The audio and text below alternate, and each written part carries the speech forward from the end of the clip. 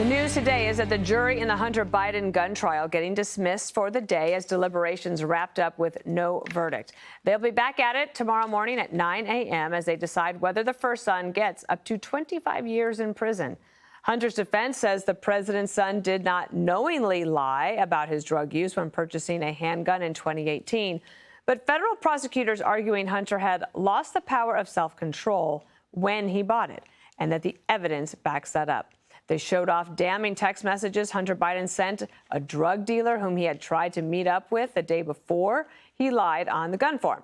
Meanwhile, the Biden family, it's out in full force. First Lady Jill Biden, the president's sister and brother, were among the several family members present in court today to support Hunter. President Biden, he was not there, and the media and Democrats are giving him credit for that.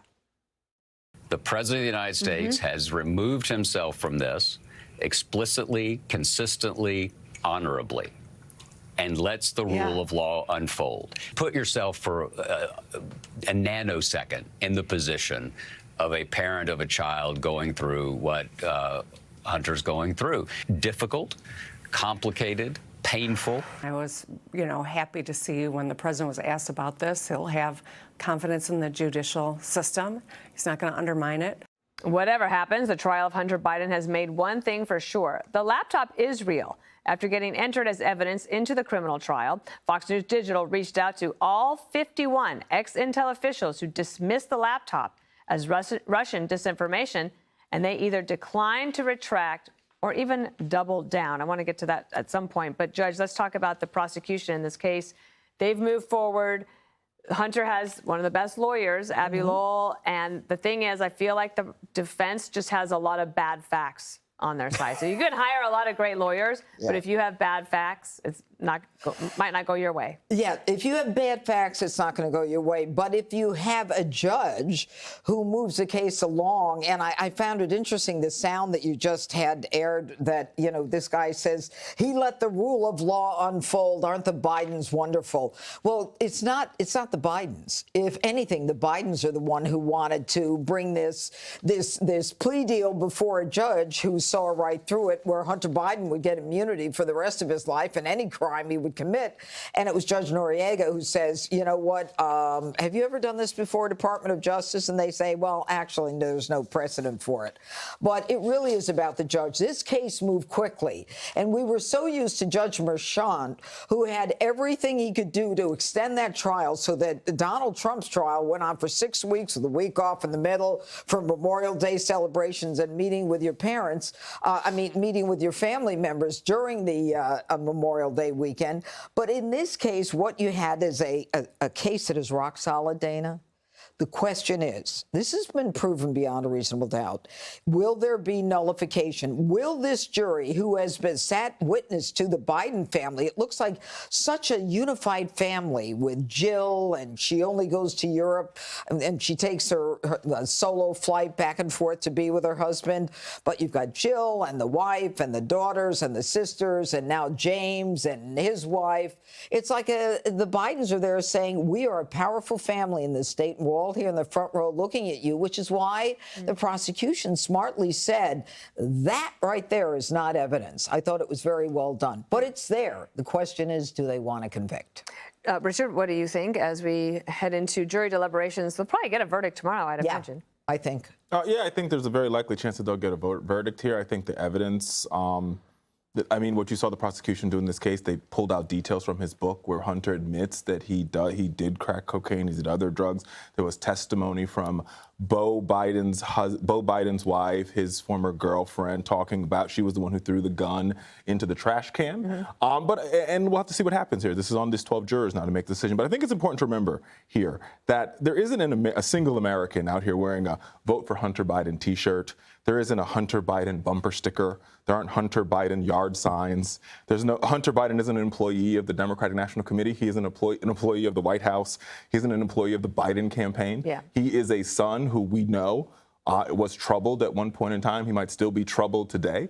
And what you saw was a family saying that we once had a troubled son and we want to support him every way we can. And the jury will make this verdict. We also heard from the president over the weekend that he will not pardon his son. And I do believe that that is very true. What we know from both from both the Obama White House and the Biden White House at this point is that we haven't seen them pardon any of their close political allies, any of their friends in this particular point. If you look at the Biden part of the Obama pardons, there was nobody that they knew. And I think we've seen the same here in the Biden administration. So I think we'll see justice served no matter what the verdict is. Okay. It was interesting, too, Jesse. I thought of you on Saturday. I actually did. You think me over the weekend? Yeah. I actually did. I did. It ran on Saturday, but I didn't read it until today. It was in Politico, and it was about Hunter Biden and business dealings, and basically was like, wait, how could he not have actually used his dad's name? Basically, that's what it was saying. But if you watch Jesse Watters Primetime or The Five, you know this. Well, you know, if they'd charged him with FARA violations, then that would have led to the big guy. But they conveniently left those charges out. I don't know about Richard's analysis. I'd say if it was guilty or not guilty, there's going to be challenges for the Biden campaign. If it's guilty, then that partially defangs the line of attack that Trump's a convicted felon. I'd say partially because, yeah, Hunter's not running for president, but to just casually throw around that label against your opponent when the first son wears the same label seems boneheaded.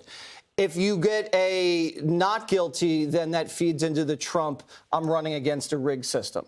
The way the Comey situation did in the summer of 2016, where it was throwing out immunity deals to Hillary's team like party favors and just let her off with a slap on the wrist and just showed that Trump was the victim of a rigged system and needed to get into D.C. and clean house.